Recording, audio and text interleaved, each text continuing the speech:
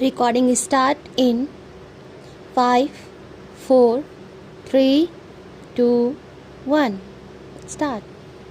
Sir, the Essential Commodities Act was passed 5 years ago, and when the minister yesterday came with an amending bill, we expected that he would give us a brief report on the working of this measure for the last few years, but unfortunately we are kept in the dark in regard to the exact working of the act and the nature of the difficulties the minister is facing. Sir, as far as I know, many of the provisions of this enactment have been observed more in violation by his agents at the state level. The food minister may be very earnest, may be very able, and may be very anxious to see that the various provisions of the act are implemented in the most effective manner at the state level, but unfortunately his agents at the state level are not equally enthusiastic or equally anxious to observe the provisions of this enactment. The most important objectives of this enactment are to control the supply and distribution of commodities and to maintain a stable price level. In regard to both these aspects, I am afraid that the government has failed to realize the objective in view. Some time past, when there was scarcity of food grains, attempts were made to make procurement from certain wholesale merchants and from rice mills.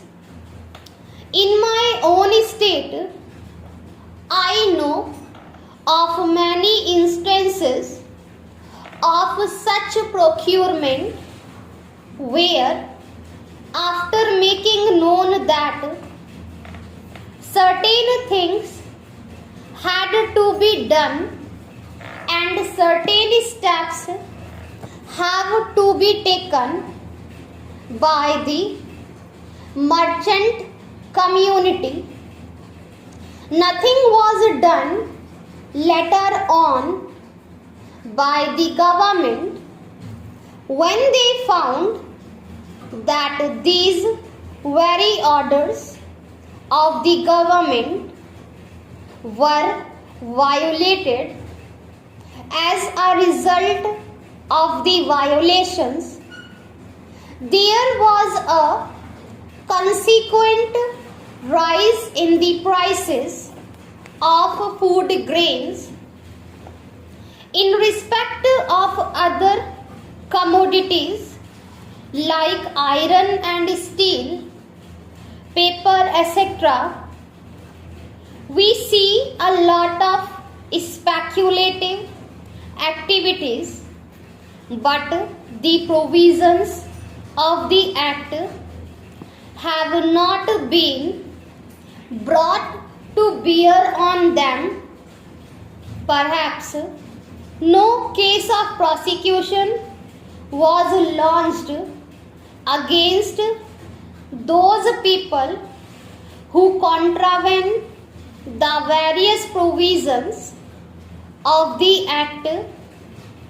We are interested to know in how many cases the government have taken steps to prosecute individuals who have violated the various sections of the Act. The minister said that the powers under the Act were not adequate. We sympathize with the food minister, but I want to know what action has been taken in this regard by the various state government in regard to the amending provisions. I want to know from the minister what would be his difficulty even if minor offences are taken to courts of law.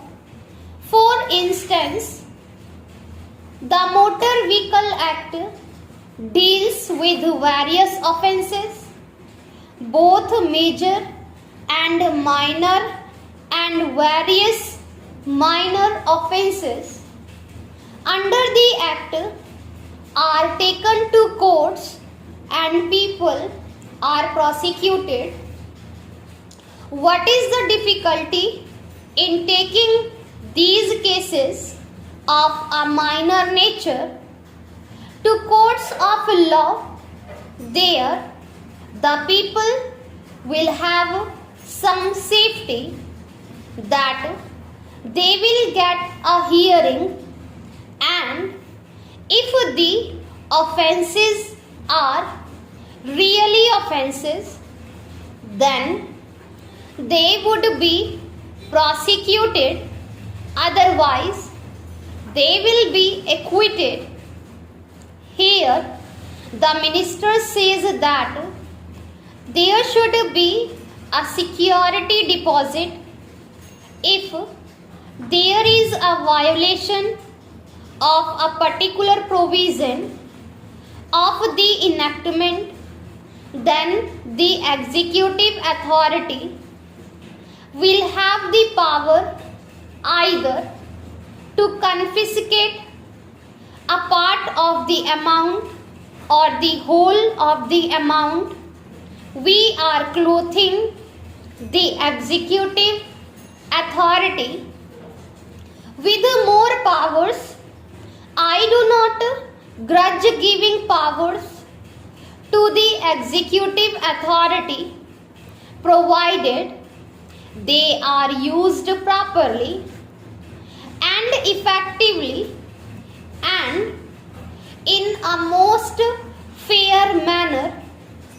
But unfortunately, there have been discriminations apart from the ineffectiveness of the various provisions. Wherever these provisions were used, there had been discriminatory use of these provisions against a few or in favor of a few. Normally, when officers are clothed with more powers, there is large scope for corruption.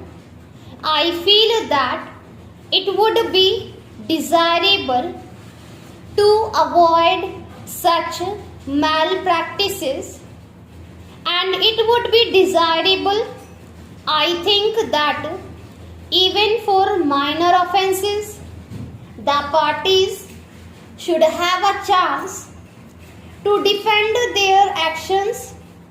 I do not think that this problem of dealing with minor offences will become complex or complicated in any way, if we take them to courts of law, I want a reply from the minister in what way he is suffering from a handicap in dealing with minor offences or offences of a technical nature.